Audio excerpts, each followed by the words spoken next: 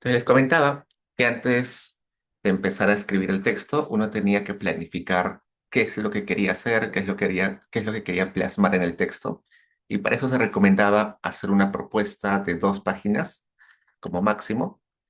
Y esa propuesta tenía que tener estos puntos. El tipo de texto, si es un texto argumentativo, un texto empírico, un informe de política o es una revisión de literatura.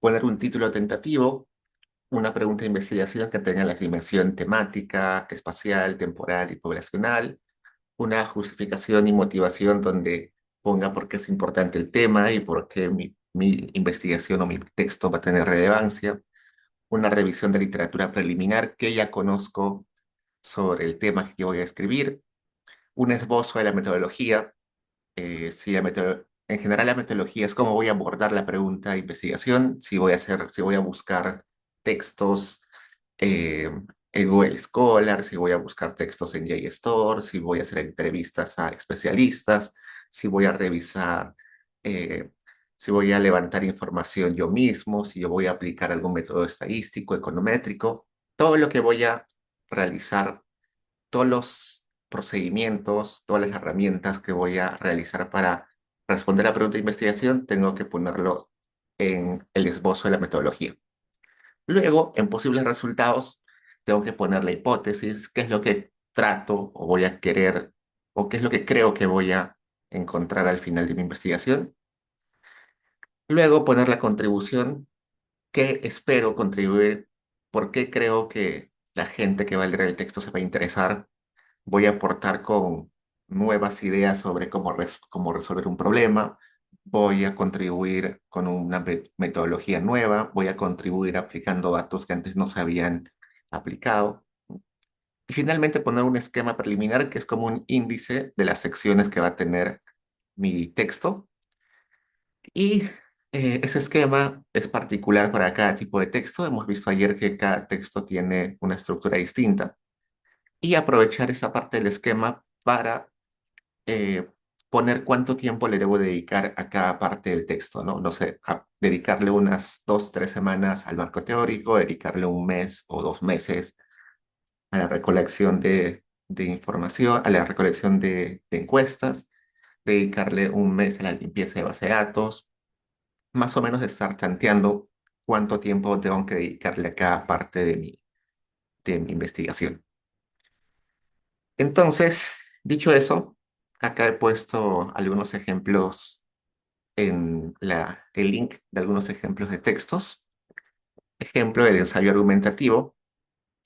Recuerden que el ensayo argumentativo tiene como objetivo convencer eh, al lector sobre alguna idea que tenga, alguna idea, alguna opinión que yo tenga. Y acá puse ese link que me lleva a este texto que dice, el ingreso básico universal es buena idea, ¿no? El UBI, que es el Universal Basic Income, es un monto de dinero que se le debería dar a cada persona independientemente de su situación eh, laboral, su situación económica, ¿no? Es una propuesta que se ha hecho desde hace varios años. La idea es que las personas tengan una base, un dinero sí o sí fijo todos los meses, con los cuales se asegure que puedan alimentarse, puedan tener los, los bienes y servicios necesarios para subsistir. Entonces acá este texto les puede servir un poquito para entender qué es, cómo se estructura un texto argumentativo. También puse acá otro ejemplo para el artículo académico, o el artículo empírico, perdón. En este caso les puse un texto que es muy conocido en la literatura, que se llama The Slave Trade and the Origins of Mistrust en África, que quiere decir el comercio de esclavos y el origen de la desconfianza en África, de Nathan Newman. Es una investigación con econometría, con datos, que habla que la esclavitud, que sucedió hace algunos 200, 300 años y más en África, sobre todo en la época de las grandes colonias y los grandes imperios, origina o tiene un efecto de largo plazo, que es la desconfianza. En los países de África, donde hubo mucho comercio de esclavos, hoy en día la gente tiene mucha desconfianza. Desconfía en sus vecinos, desconfía en su gobierno, desconfía en sus autoridades. Es un país bien bonito, muy conocido y que utiliza econometría para responder esa pregunta, ¿no? La pregunta de investigación es, ¿la, la esclavitud en la época de la colonia en África tiene efectos de largo plazo sobre la desconfianza en las autoridades, en los vecinos, en en el gobierno? Entonces, ese texto es un buen ejemplo, lo pueden chequear. Acá he puesto un ejemplo de revisión de literatura. En este caso, esa revisión de literatura tiene que ver con, ¿qué vamos a poner?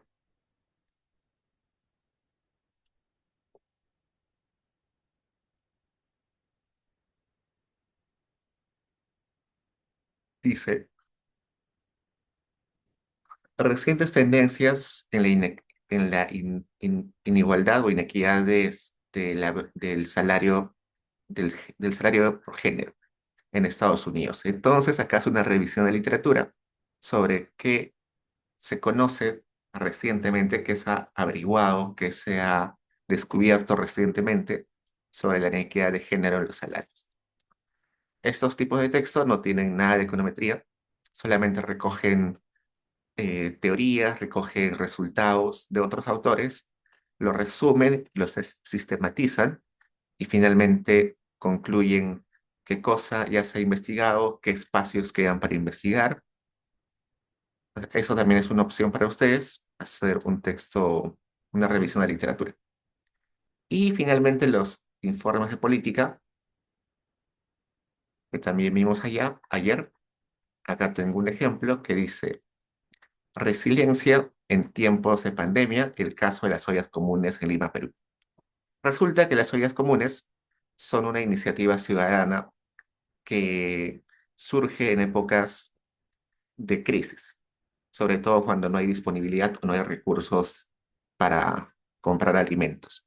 Las mismas mujeres, las mismas madres de familia, se organizan y crean las ollas comunes para poder proveer de alimentos a su comunidad, a su familia, a su comunidad.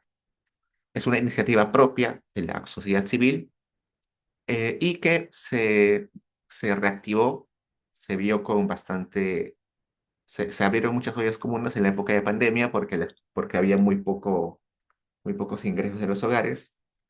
Y acá lo que está tratando de hacer los autores es ver ese caso de las ollas comunes y cómo se podrían mejorar los servicios de las ollas comunes, dado que son iniciativas de la sociedad civil, de las personas, cómo el gobierno podría ayudar a las ollas comunes para que cumplan mejor sus objetivos, que es básicamente la seguridad alimentaria, que las familias tengan los alimentos necesarios para poder al menos cumplir eh, los requerimientos nutricionales mínimos.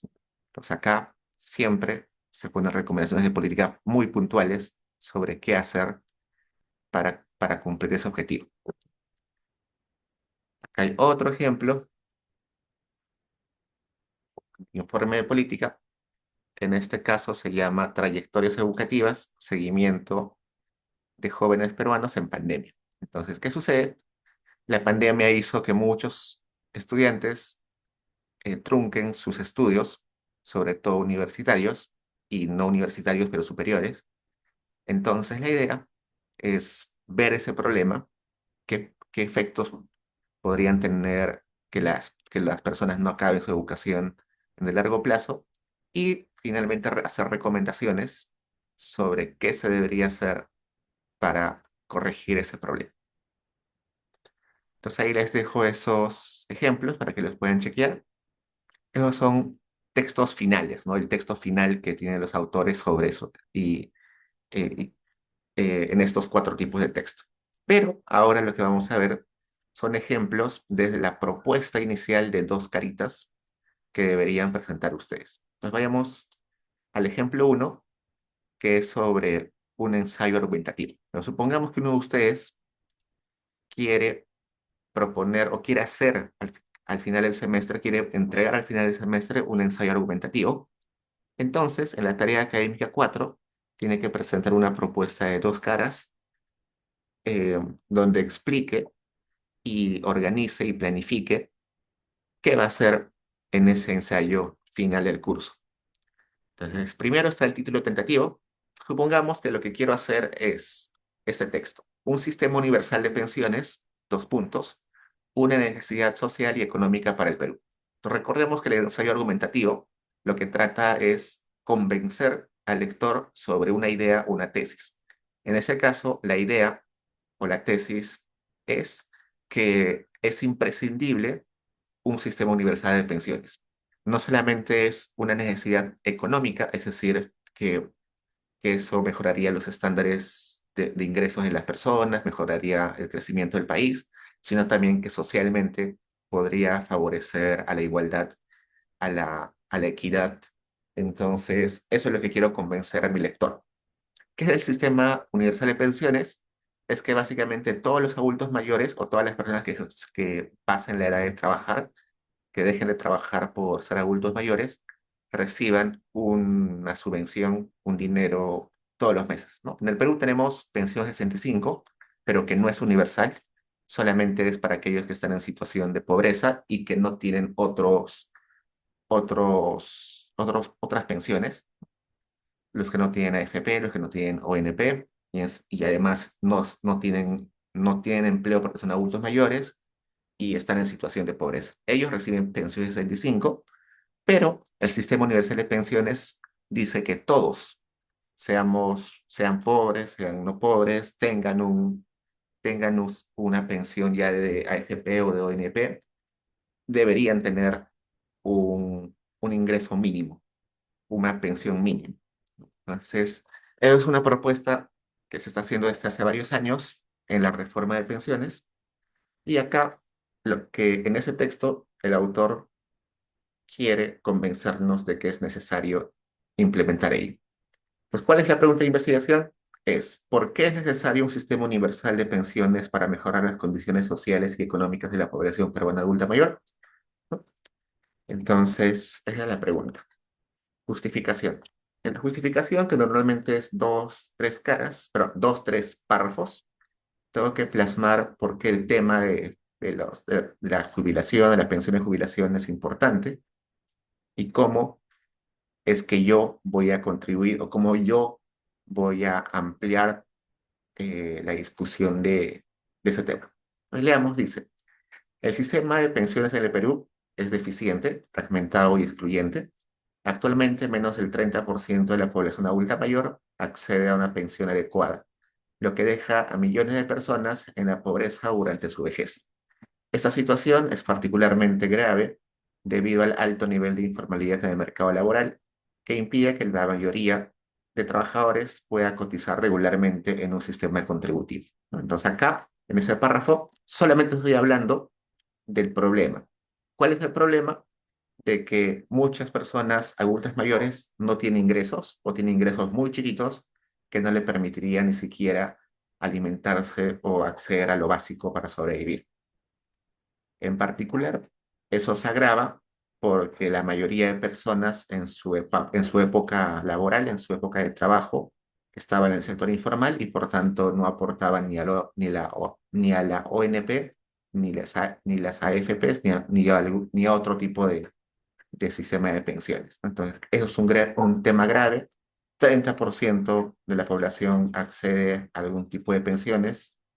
El 70%, que es la mayoría, no accede, no recibe una pensión digna que les permita sobrevivir, ¿no? Pero solamente ahí, en ese párrafo, estoy explicando el problema. Siguiente párrafo. Las experiencias internacionales demuestran que un sistema de pensiones universal es la mejor solución para ese problema. Países como Uruguay y Bolivia han implementado con éxito sistemas de pensiones no contributivas, asegurando ingreso mínimo para toda la población de adultos mayores sin comprometer la sostenibilidad fiscal. En el caso del Perú, implementar un esquema similar podría mejorar significativamente la calidad de vida de los adultos mayores, reducir la desigualdad y generar beneficios indirectos para el desarrollo económico del país.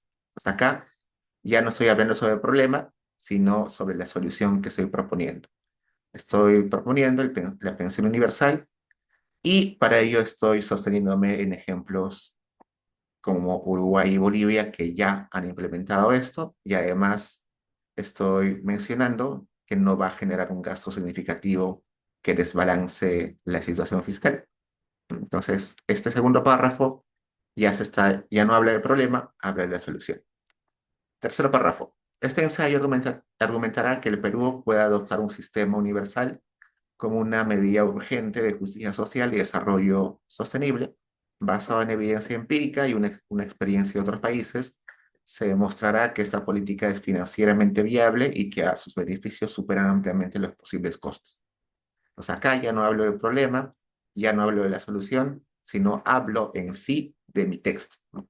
Mi texto busca tal cosa, busca sostener esta idea de que es importante un sistema universal de pensiones y para sostener esa idea voy a basarme en experiencias de otros países, en datos que voy a encontrar en otros textos y con eso espero convencer a mi lector. Entonces, esa es la justificación. Luego, también debería escribir brevemente qué es lo que ya he encontrado, qué literatura ya he aprendido sobre ese tema, qué cosa yo ya conozco sobre ese tema. Y también eso puede ser un párrafo, dos párrafos, tres párrafos o más, dependiendo de cuánto ustedes ya hayan averiguado o ya conozcan sobre el tema. Probablemente ya han leído en otros cursos sobre el tema, probablemente en estas primeras semanas del curso han leído varios textos. Todos esos textos lo pueden citar y explicar más o menos a grandes rasgos qué cosa ya conocen. Ojo que esto es algo preliminar, no se necesita que esté completo, no se necesita que, que sea una revisión exhaustiva. La idea es solamente que ustedes se den cuenta si les falta mucho en la revisión de literatura, si les falta poco, si ya han abarcado varios autores o recién están empezando con uno o dos autores. Entonces, la idea es que ustedes mismos se den cuenta si su parte de buscar literatura está avanzada o ya está o recién está en etapa inicial. Acá tengo tres párrafos que dicen, la literatura económica ha abordado extensamente el impacto de los sistemas de pensiones universales en la reducción de la pobreza y sostenibilidad fiscal. Barr en el 2013 sostiene que los sistemas de pensiones deben ser diseñados para garantizar ingresos suficientes en la vejez y generar desincentivos en los mercados laborales. Holzman y Hinz analizan los diferentes modelos previsionales en América Latina y destacan que los sistemas universales han logrado ampliar la cobertura sin comprometer la estabilidad fiscal. Entonces acá estoy definiendo algunos autores que ya han modelado y han definido qué debería ser ese sistema universal. En particular, en Perú, en América Latina, Rothman, Apella y Besa examinan la expansión de las pensiones no contributivas y encuentran que ha tenido efectos positivos en la reducción de la pobreza, aunque requieren estrategias de financiamiento sostenibles. Jaramillo enfatiza que el actual sistema de pensiones en el Perú es inviable a largo plazo debido a su dependencia de la formalidad laboral, lo que deja a la mayoría de la población sin acceder a una pensión digna. En este segundo párrafo ya me estoy enfocando en, en el país, pero en el continente o en América Latina y en particular en Perú, que es el caso que yo quiero, que es al país al cual quiero aportar con mi texto, ¿no? Y finalmente, además, estudios como el de Mesa Lago muestran que en países donde se han implementado sistemas universales, la pobreza en la vejez ha disminuido considerablemente y los efectos en la sostenibilidad fiscal han sido manejables mediante impuestos progresivos. Esta evidencia respalda la idea de que un sistema universal de pensiones no solo es viable, sino que es la mejor alternativa para enfrentar los problemas actuales en el sistema previsional. Entonces, solamente estoy mencionando que ya hay textos que sostienen Esto de la pensión universal reduce pobreza y se puede financiar con impuestos progresivos, es decir, impuestos más altos a los que ganan más e ingresos más bajos a los que ganan menos, ¿no? Entonces, como se dan cuenta, es una revisión sumamente incompleta, una revisión que es muy general, pero, pero al menos ya sé que he avanzado algo, que no estoy en el vacío. Entonces, eso es como que un punto de partida. Luego, esbozo la metodología. Como este texto argumentativo no tiene econometría, en la metodología lo que voy a plantear es los pasos, las herramientas que voy a utilizar para responder la pregunta, para finalmente tener insumos y luego escribir mi texto. Dice, para construir un argumento sólido a favor de la adopción de un sistema universal de pensiones, este ensayo se basará en una revisión de literatura que utilizará herramientas de búsqueda académica avanzada. Utilizará Google Scholar, que permitirá identificar estudios recientes sobre los efectos del sistema de pensiones universales en América Latina. Connected Paper le ayudará a mapear la relación con otros artículos. Econlit y REPEC también serán utilizados. Y además se revisarán documentos de política pública como textos del Banco Mundial, el FMI, de la OCDE, del CIES, datos del INEI, datos de la SBS, del sistema de la Superintendencia de Banca y Seguros. El análisis comparativo incluirá un estudio de casos de Uruguay, Bolivia y Chile, ¿no? Voy a utilizar esos tres países para sostener que en el Perú también se pueda replicar esa experiencia. Entonces, en esta parte de la metodología estoy diciendo qué herramientas voy a utilizar.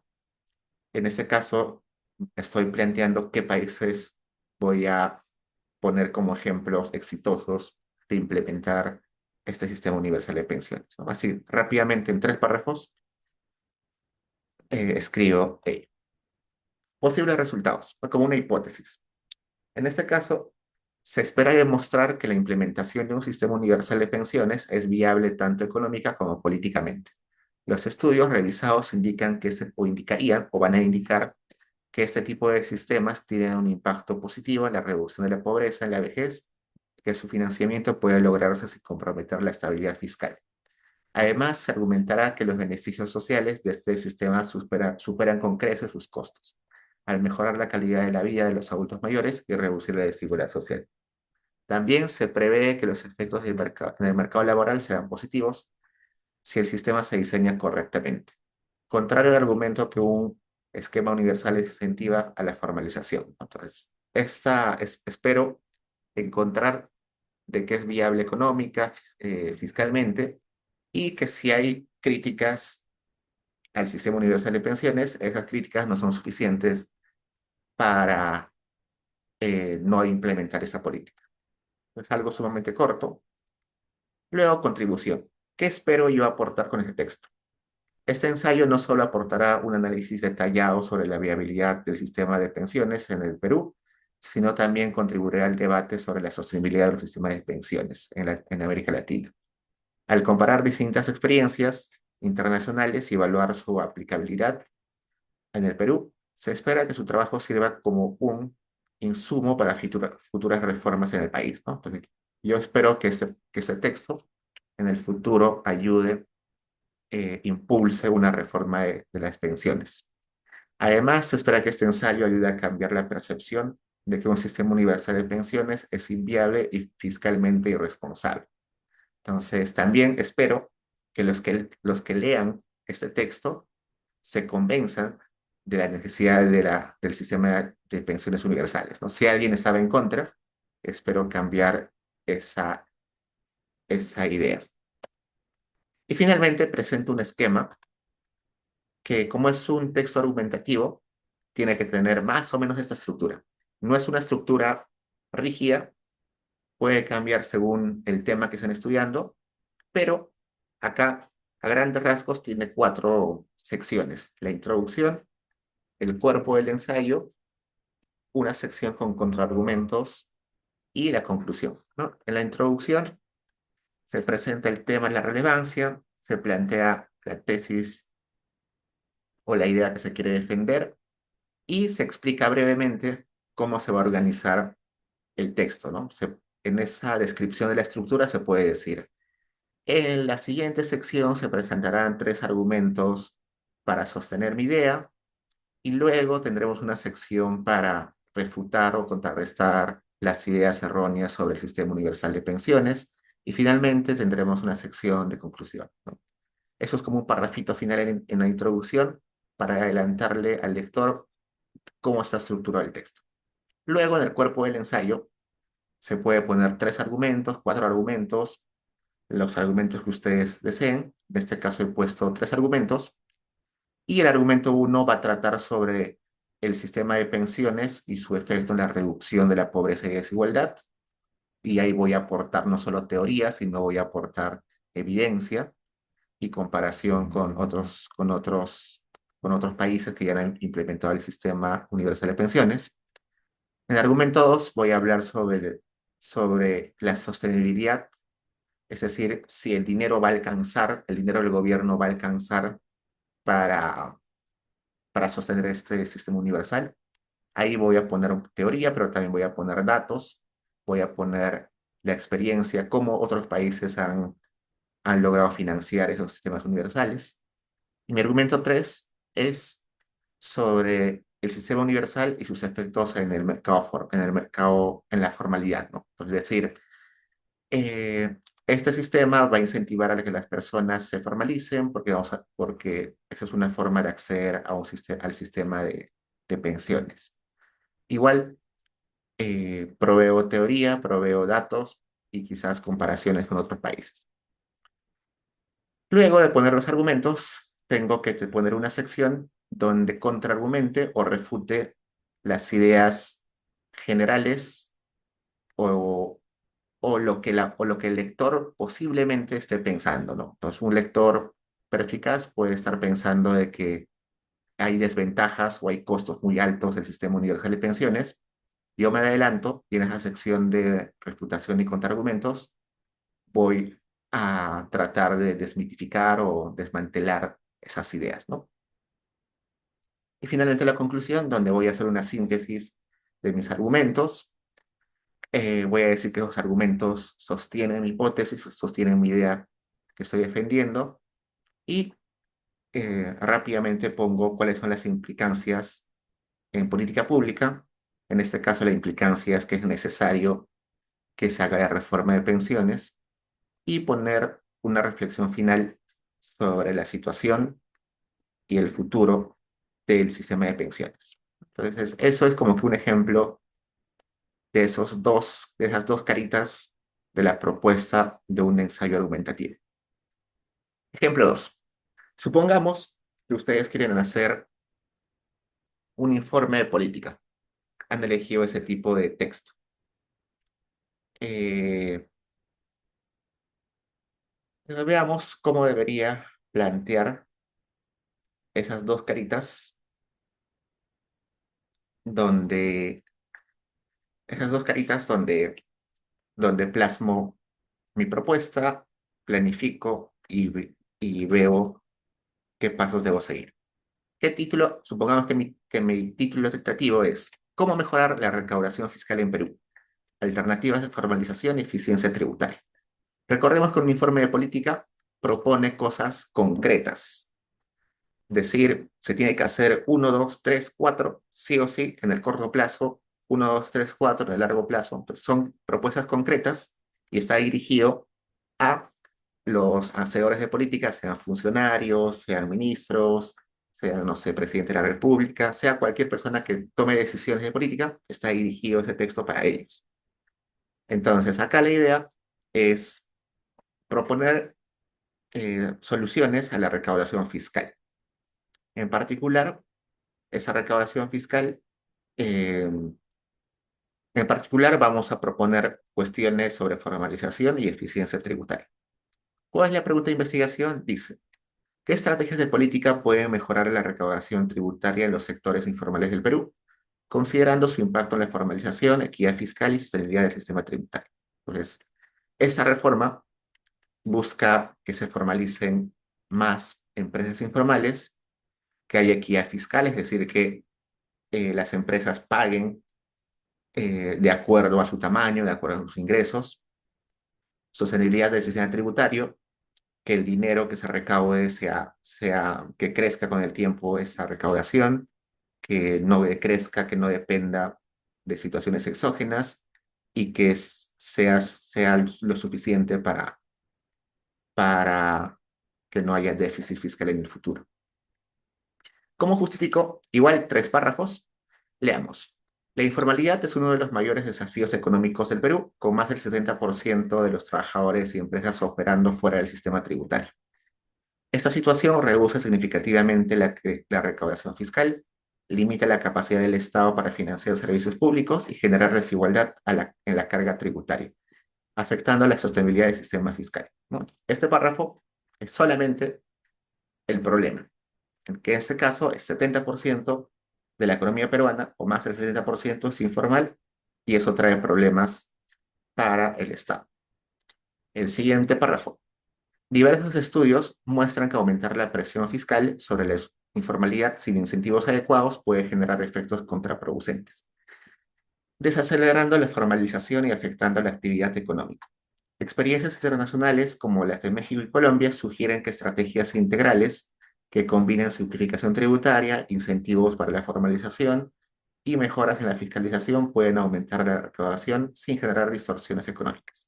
Acá ya estoy entrando en experiencias de otros países y qué cosas han hecho esos países. Este informe tiene como objetivo analizar las políticas más efectivas para mejorar la recaudación fiscal en el sector informal a través del estudio de experiencias comparadas y el análisis de datos económicos. Se propondrá estrategias de reforma tributaria que equilibren eficiencia recaudatoria y equidad fiscal. Entonces, acá ya estoy exponiendo qué cosa estoy buscando con mi texto. En la revisión de literatura, igual es totalmente preliminar, solamente pongo lo que hasta el momento he leído, he conocido, he averiguado. Puede ser 2, 3, 4, 5 más párrafos. La idea es que ustedes se den cuenta cuánto ya conocen, cuánto ya saben sobre este tema. Dice, la literatura económica sobre informalidad y recaudación enfatiza la necesidad de enfoques multidimensionales. De Soto planteaba que la excesiva regulación y burocracia desincentivan la formalización, mientras que Perry argumentan que los costos de formalización deben ser reducidos para incentivar el cumplimiento tributario. Entonces, acá hay dos autores eh, planteando soluciones distintas. ¿Hay más autores? Sí. ¿Hay más soluciones? Sí. Pero hasta el momento, estos dos autores son los que he leído y durante esas semanas, hasta tener el texto final, lo voy a leer más, evidentemente, ¿no? En América Latina, estudios como los de Levy han analizado las reformas en México que incentivaron la formalización a través de esquemas simplificados de tributación. En Colombia, Cárdenas y Mejía evaluaron los efectos de la reducción de impuestos a nómina como mecanismo para reducir la informalidad. Jaramillo estudia el caso peruano y concluye que la fragmentación del sistema tributario y los múltiples regímenes de impuestos generan barreras para la formalización. Entonces acá ya estoy aterrizando más a nuestra realidad, ¿no? A América Latina y luego aterrizar a Perú. Experiencias en Brasil demuestran que los programas de microempresas formalizadas han tenido impactos positivos en la recaudación. De acuerdo a este autor, la combinación de incentivos fiscales y acceso a financiamiento ha sido clave para que los pequeños negocios se formalicen y contribuyan al sistema tributario. Luego, esbozo de metodología. ¿Qué voy a hacer durante esas semanas para recolectar información, recolectar insumos para mi texto? Voy a hacer esto. Voy a utilizar las herramientas de Google Scholar, de Colib para identificar estudios relevantes. Voy a utilizar Connected Paper, voy a utilizar bases de datos del Banco Mundial, de la SUNAT, del INEI. Voy a ver estudios, voy a leer estudios de política pública del Fondo Monetario Internacional, de la OCDE y de otros organismos internacionales. Y además, el informe incluirá un análisis comparado de políticas implementadas en países con contextos similares al peruano. Por ejemplo, puedo utilizar México, Colombia, Chile. Además, se elaborarán simulaciones fiscales para proyectar el impacto de distintas estrategias. Voy a poner, entonces, digamos, dos casos. Voy a decir, ¿qué pasaría si el Perú hace estas dos, aplica esas dos soluciones? ¿Cuánto espero que aumentaría la recaudación?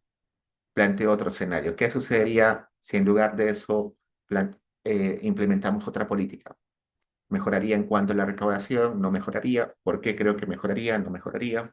Todo eso también quizás puedo plantearlo en la parte metodológica.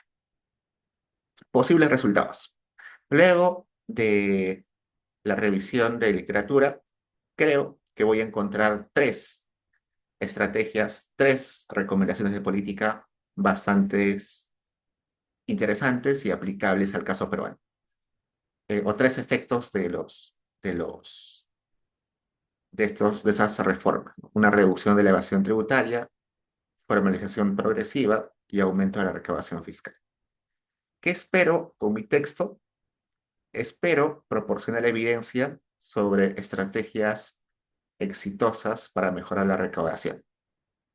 Y espero que ese documento que voy a escribir sirva de referencia a los formuladores de política que estén interesados eventualmente en hacer algún tipo de reforma. Como ese es un texto de política, un informe de política, la estructura debe seguir más o menos este esquema. Puede ser más amplio, puede tener más secciones, sí, pero idealmente debería tener al menos estas secciones. Un resumen ejecutivo que sea bien cortito, de una cara y media, con el resumen de todo, el resumen del problema, el resumen de las posibles soluciones y el resumen de mis recomendaciones puntuales. Ese resumen muy cortito. El resto de secciones ya recién desarrollan a mayor profundidad lo que he explicado en el resumen ejecutivo. Debo explicar la descripción del problema, analizar el contexto de la informalidad en el Perú, explicar la importancia de la reforma tributaria, luego analizo las políticas públicas en otros países para ver si se pueden aplicar en el Perú, y luego elijo las mejores propuestas que son las mejores experiencias que se han realizado en otros países, y con eso hago recomendaciones para el caso peruano. En esas recomendaciones no tengo que poner solamente vamos a reducir el IGB, sino tengo que decir vamos a reducir el IGB de tanto por ciento a tanto por ciento durante 10 años. Esto con el objetivo tal. Ese objetivo se va a cumplir porque las empresas porque el costo de los productos se va a reducir y por tanto eso se va a trasladar a menores costos para los contribuyentes y eso eventualmente va a generar mayores incentivos de la formalización. No sé, no estoy inventando. Nos tengo que explicar la recomendación, por qué estoy recomendando eso y cuáles van a ser sus efectos eventuales.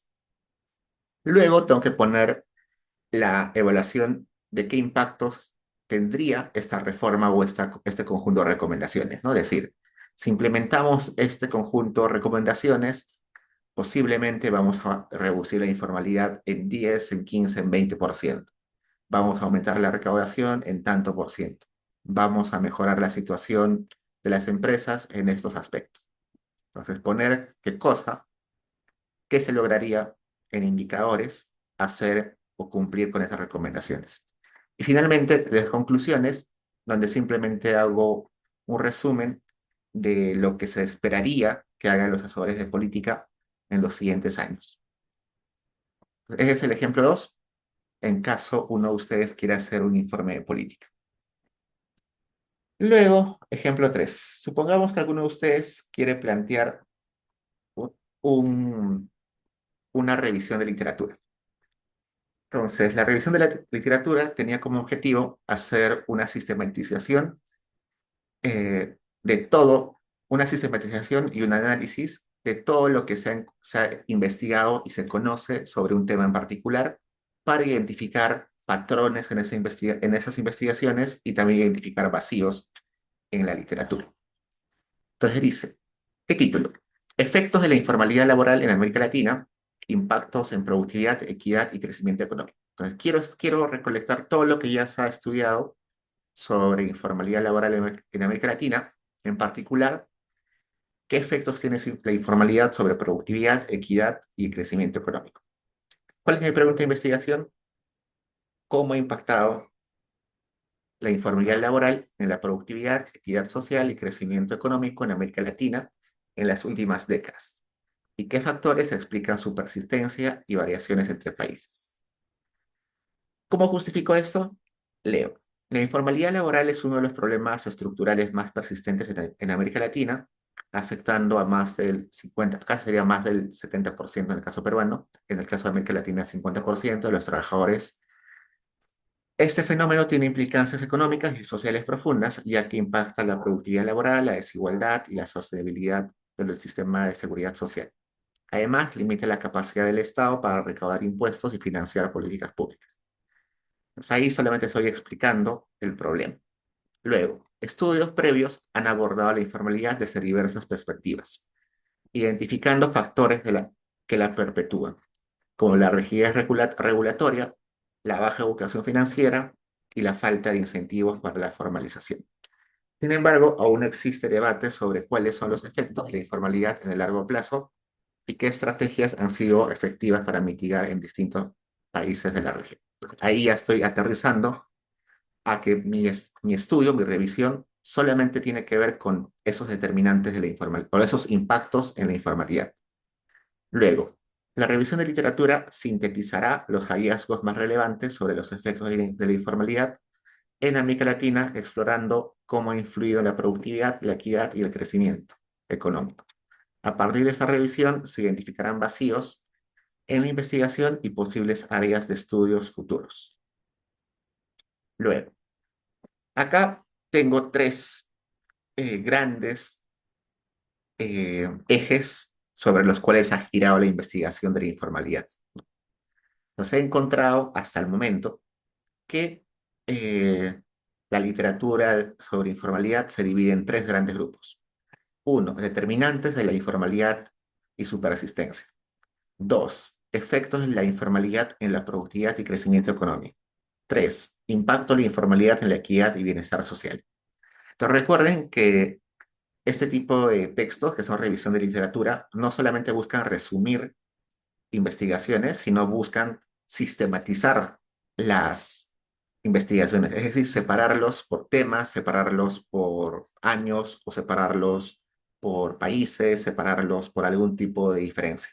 Acá estoy separando la literatura en tres grandes áreas de estudio, uno que son determinantes, uno que son efectos sobre productividad y crecimiento y otro sobre impacto de la informalidad en equidad y bienestar social. Dentro de cada uno de esos, de estos grupos de textos, he revisado a dos, tres autores por cada uno y más o menos ahí resumo qué cosa ya aprendí sobre esos autores, ¿no? Por ejemplo, de Levy, veo que ha analizado el caso mexicano y sostiene que la segmentación del mercado laboral y los incentivos erróneos del sistema de protección social han perpetrado la informalidad. Entonces, eso es lo que ya hasta el momento he aprendido sobre este autor y ese texto de ese autor encaja en este grupo de determinantes de la informalidad y su persistencia. En el caso de Loaiza, he aprendido que dice que argumenta que la alta informalidad reduce la eficiencia económica, ya que las empresas informales tienen menor acceso a crédito, tecnología y capacitación laboral, lo que afecta su productividad. Entonces, he leído a este autor, he entendido que su idea es esta, y ese texto encaja en este grupo de textos que son los efectos de informalidad en la productividad y crecimiento económico. He leído a Tocman y Tocman señala que los trabajadores informales suelen enfrentar mayores niveles de pobreza y menor acceso a seguridad social, lo que perpetúa la desigualdad. Entonces, este autor que he leído me dice esa idea y encaja en este tercer grupo que es impactos de la informalidad en la equidad y bienestar social. Entonces, puede ser que haya más o que no solo haya tres grupos, tres grandes grupos en investigación de ese tema, sí, puede ser que haya cuatro o cinco, pero hasta el momento, hasta lo que yo sé, hasta lo que he leído en estos días, he encontrado estos tres. Eventualmente lo puedo ampliar, sí. Solamente he leído tres autores o dos autores por cada gran área de textos. Posiblemente es insuficiente, En la siguiente semana seguro complementaré. Pues, solamente es una idea, solamente es para que se hagan idea de qué cosa ya han leído, cuánto les faltaría, están avanzados o recién están en etapa inicial de su revisión de textos. ¿Cómo voy a responder? ¿Qué pasos voy a seguir para tener insumos para escribir luego? Acá me dice que va a realizar búsquedas en Google Scholar, en Neconlit, va a utilizar Connected Papers y va a revisar investigaciones o documentos del Banco Mundial, del FMI y de la CEPAL. Luego de tener un conjunto de investigaciones, va a seleccionar solamente aquellos que cumplan ciertos criterios. No sé, un criterio de que sean investigaciones recientes puede ser, otro criterio que solamente sean para América Latina, otro criterio de que sean de instituciones respetadas y de autores conocidos. Si no son instituciones confiables ni autores conocidos, no los incluyo. También puedo poner un filtro de que sean textos cualitativos y cuantitativos y no cualitativos, quizás porque confío más en los cuantitativos. Puedo también poner la restricción de que solo sean textos escritos por economistas. Puedo poner la restricción de que solamente sean textos que hayan utilizado econometría, porque depende de qué es lo que quieran explicar, pueden poner restricciones al tipo de textos que van a utilizar como insumos. Finalmente, posibles resultados, ¿no? Yo creo que después de hacer toda esa revisión de literatura, voy a encontrar que la literatura eh, se aglomera en estos tres resultados: impactos negativos en la productividad, desigualdad en el acceso de seguridad social y que también hay estrategias de mitigación de esos problemas. Y finalmente, o bueno, como penúltimo aspecto, tengo que poner qué contribución espero yo dar a la academia o a la discusión. Dice, ese trabajo contribuirá a la discusión sobre informalidad laboral en América Latina, proporcionando una síntesis de la literatura existente y evaluando la aplicabilidad a diferentes contextos nacionales. Además, se espera que esa revisión de literatura sirva como base para futuras investigaciones sobre políticas de formalización, destacando vacíos en literatura y sugiriendo áreas de estudio donde se requiere mayor evidencia empírica. Y finalmente, el esquema preliminar, como es una revisión de literatura, tiene un esquema como este. Se espera que lo mínimo que tenga este esquema son estas cuatro partes: una introducción, la sistematización temática, una sección de discusión de limitaciones y vacíos de la literatura, y las conclusiones y la detección de, o plantear una agenda de investigación final. En la introducción, como siempre, presentamos el problema, planteamos la pregunta de investigación, justificamos la importancia del tema y del estudio.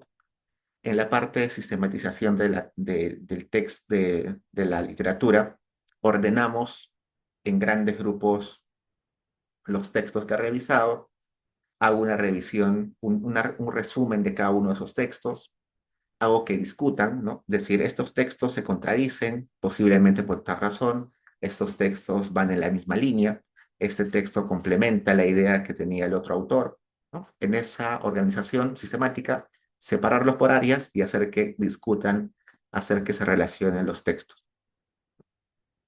Un error típico ahí es simplemente hacer párrafos de resumen, ¿no? He visto alguna vez que ponen un párrafo sobre al autor A, un párrafo B sobre el autor, sobre otro autor, el párrafo siguiente sobre otro autor. No, esa no es la idea. Sino la idea es aglomerar autores que hablen de más o menos el mismo eje y discutir, resumir, pero luego discutir si están de acuerdo, si dicen lo mismo, si se contradicen, si sus conclusiones dependen del entorno donde están estudiando, el entorno que están estudiando. Pues todo eso en la organización temática o sistematización temática. Luego, en la sección limitaciones y vacíos de la literatura, tienen que analizar y mencionar, una vez que he leído todo esto, he encontrado que los avances más importantes de la literatura van en esta dirección. La mayoría de estudios son cuantitativos, pero hay muy pocos cualitativos. La mayoría utilizan estos datos, pero no utilizan otras fuentes de datos más más importantes. La mayoría utiliza métodos cuasi experimentales, probablemente se debería utilizar otro tipo de métodos más sofisticados.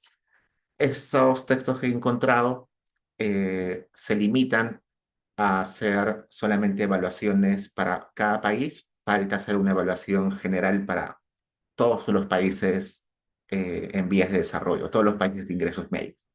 Como que ahí ver qué cosa todavía no ha logrado responder o abarcar la investigación en este tema en particular. Y en las conclusiones, simplemente hacer un resumen de lo que he encontrado, decir rápidamente los vacíos en la literatura que he encontrado y proponer qué se debería investigar para llenar esos vacíos. Entonces, ese es como que el ejemplo 3, que tiene que ver con revisión de literatura.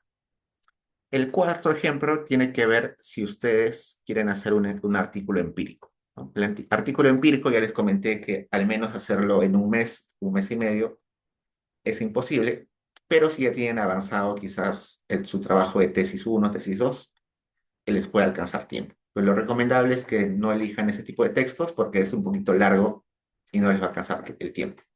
Pero supongamos que, que si quieren hacerlo, deberían, en esas 2 hojas de resumen, de planteamiento de su texto, deben estructurarlo de la siguiente forma. El título tentativo, en este caso pongo Transformación digital y formalización empresarial, un análisis empírico en América Latina del 2005 al 2025. Entonces, quiero ver econométricamente, empíricamente, cómo la transformación digital tiene efectos sobre la formalización de las empresas. Voy a estudiar a todos los países de América Latina en un periodo determinado que es el de 2005 al 2024. Mi pregunta de investigación es, ¿cómo ha impactado el uso de herramientas digitales en la formalización de pequeñas empresas en América Latina entre 2005 y 2025, considerando su efecto en el acceso al crédito, la productividad y la inscripción en el sistema tributario? Como siempre, la pregunta de investigación tiene el eje temático, tiene el eje espacial, el eje temporal y el eje poblacional, ¿no? El tema acá es formalización y transformación digital. El eje temporal es 2005 al 2024. El eje espacial es toda América Latina. Y el eje poblacional son empresas pequeñas, pequeñas empresas. Entonces, esos 4 ejes, esas 4 dimensiones, sí o sí aparecen en todas las preguntas de investigación. Justificación. Dice, la digitalización ha transformado la forma en que operan las empresas en América Latina, facilitando el acceso a servicios financieros, simplificando los procesos administrativos y promoviendo la inclusión en el sistema tributario. Sin embargo, a pesar del avance tecnológico, la informalidad empresarial sigue siendo un problema persistente, especialmente entre micro y pequeñas empresas. Entonces, en ese primer párrafo, solamente estoy esbozando, estoy explicando el problema, nada más, y cómo se relaciona el problema con esta solución de la transformación digital. Porque la transformación digital tendría impactos en formalización. Diversos estudios han analizado los factores que incentivan la formalización, destacando la importancia de la reducción de costos administrativos y el acceso a financiamiento. Sin embargo, hay poca evidencia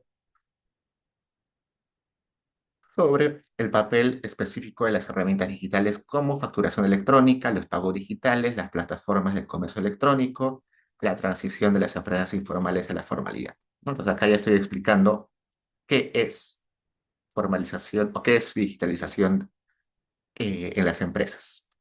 Este estudio busca llenar este vacío mediante un análisis empírico basado en datos de encuestas empresariales y registros administrativos en América Latina. Se evaluará si la digitalización ha aumentado la probabilidad de formalización, identificando los factores clave que explican la adopción de herramientas digitales en las pequeñas empresas, ¿no? Entonces, estoy explicando hacia dónde va mi texto. En la revisión de literatura, eh, igual es totalmente preliminar, así que no es necesario que sea exhaustivo. Por el momento, quizás estos, he encontrado literatura sobre digitalización y formalización de empresas. He encontrado investigaciones sobre acceso al crédito, digitalización, y he encontrado textos sobre facturación electrónica y simplificación tributaria, ¿no? Los he separado en tres porque el primero habla en general de digitalización, ¿no? Que abarca mucho. En el segundo he puesto cómo esa digitalización eh, mejora el acceso al crédito y eso eventualmente es un incentivo para formalizarse. En la tercera he puesto un aspecto muy, pero muy específico de la digitalización, ¿no? Dos aspectos muy sencillos de la digitalización: la facturación electrónica y la simplificación tributaria. Facturación electrónica, por ejemplo, en el Perú ya está casi al 100%. Todos los negocios deben facturar electrónicamente. Ya está muy avanzado eso en el Perú. Y simplificación tributaria es que, por ejemplo, ya no se necesite contadores para declaración de impuestos, todo se hace digitalmente. Ya no se necesite libros contables, todo se hace en una plataforma web o en una app. Entonces, todo eso es lo que ya he leído, he aprendido en las últimas semanas sobre digitalización y formalización de empresas. En este caso, la metodología ya implica también el método econométrico, ¿no? Porque acá ya estamos en un artículo empírico. Entonces, además de utilizar Google Scholar, Econlir, Connected Paper y otras herramientas de búsqueda de literatura, tengo que utilizar datos y también econometría. En este caso, creo que voy a utilizar la encuesta de empresas o de negocios, la empresa de negocios pequeños del Banco Mundial, y también puede ser que utilice eventualmente la base de datos del BID y de la OCDE. Y en el método econométrico, posiblemente voy a utilizar diferencias en diferencias para comparar antes y después dos grupos de empresas, un grupo que sí ha accedido a la digitalización y otro grupo que no ha accedido a la digitalización. Y se complementará este estudio con regresiones logísticas para ver la probabilidad de formalización en función de su acceso a tecnologías y a herramientas digitales. En posibles resultados, yo espero, yo creo, yo tengo mi hipótesis de que la digitalización sí ha tenido un impacto positivo en la formalización de empresas. Esto básicamente por tres razones. Porque la formalización hace que uno acceda, perdón, esto por tres razones. Bueno, porque las empresas pueden acceder a mayor información con la digitalización y por tanto es un beneficio que eventualmente los puede llevar a la formalización. También porque también porque la digitalización reduce los costos de la formalización. Ya no hay que tener contadores, ya no hay que tener libros contables, es más barato. La digitalización también permite la simplificación de la gestión de las empresas y por tanto pueden crecer y ser más productivas rápidamente. Y ser productivas los puede llevar eventualmente a formalizarse. Entonces, como que no solamente explico cuál es la respuesta puntual, si el efecto es positivo o negativo, sino explico por qué, cuáles son los canales que llevan a que esa sea la relación entre las variables. Y finalmente puedo quizás detallar más, por ejemplo, acá estoy diciendo es que posiblemente voy a encontrar que el efecto en la formalización ha sido diferenciado por sectores. Hay sectores que se han beneficiado más. También el efecto depende del acceso al crédito, ¿no? Las empresas que tenían acceso al crédito fácil se han formalizado rápido al momento de digitalizarse, las otras empresas no tanto. Y también puede ser que haya efectos diferenciados por el entorno regulatorio, ¿no? En países donde tenían regulaciones más flexibles, el efecto ha sido mayor. En países con regulaciones más estrictas, el efecto ha sido menor. Entonces, esos son posibles resultados que creo que voy a lograr encontrar con mi texto. Luego, ¿qué espero contribuir? Este estudio contribuirá a la literatura sobre digitalización y desarrollo empresarial, proporcionando evidencia empírica sobre el impacto de las tecnologías en la formalización. También ofrecerá insumos para diseñadores de política pública, sugiriendo estrategias para fortalecer la adopción de herramientas digitales. Además, permitirá identificar vacíos de la literatura, proponiendo nuevas áreas de investigación. Y finalmente, el esquema preliminar. Como es un artículo empírico, debe tener al menos estas secciones: introducción, revisión de literatura, datos y metodología, resultados y conclusiones. Este como que es el esquema más habitual. Como ya les comenté en algún momento, la mayoría de textos en economía son artículos empíricos, así que la mayoría de textos que han leído posiblemente tengan esta estructura. Y ya hemos explicado esta estructura varias veces. Acá la única novedad es que he puesto en paréntesis cuántos días debería dedicarle a cada sección, ¿no? Como les comenté ayer, eso es bueno, tener un cronograma o tener una idea de cuánto tiempo voy a demorar, de modo de que si me estoy excediendo en los días, me apresure o me ponga al día. Si, por ejemplo, ya estoy dedicándole un mes a la revisión de literatura cuando había planeado que solamente sean 3 días, entonces probablemente ya tengo que cerrar esa sección para pasar a la siguiente. Si ya le he dedicado una semana a resultados preliminares y había planteado que solo debía dedicarle 3 días, probablemente tenga que correr y apresurarme. Estos días que he puesto acá claramente son ficticios. En realidad una investigación puede demorar meses, semanas. Entonces, solamente la idea es que ustedes, viendo su situación inicial, cuánto ya conocen sobre su tema, si han avanzado un poquito sobre el texto, si han leído algo sobre el texto, más o menos plantearse cuánto tiempo necesitan y organizarse de modo de que puedan cumplir con el plazo de entrega del texto final, que si no mal recuerdo es la primera semana de marzo. Entonces, eso, hoy día quería avanzar otra cosa, pero ayer justo su compañera me pidió que dé ejemplos sobre esa tarea académica. Entonces, hoy día hemos revisado 4 ejemplos, un ejemplo de cada uno de los tipos de texto de la tarea académica. Entonces, esos puntos deberían entrar máximo en 2 caras.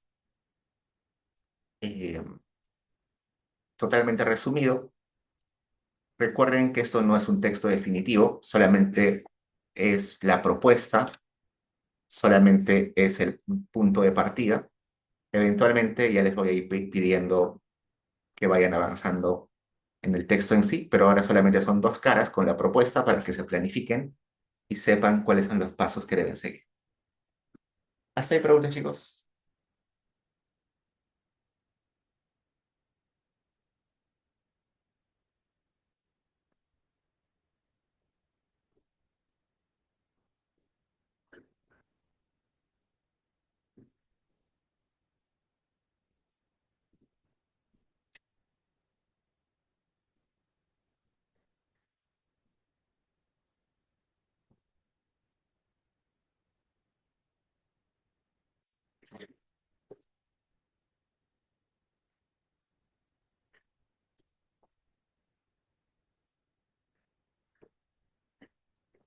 Diego me dice, ¿puedo elegir el texto si escogí en la tarea 1?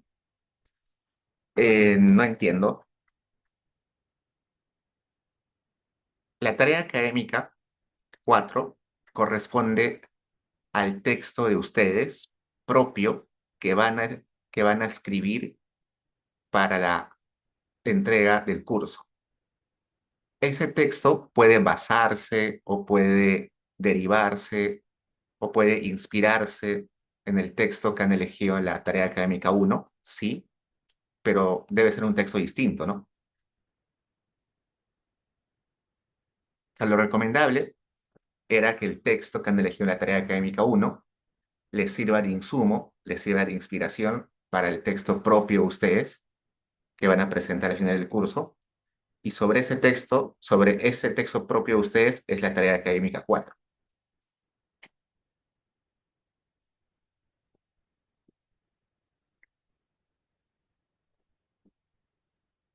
Ujú, exacto. Preguntas, chicos, más preguntas.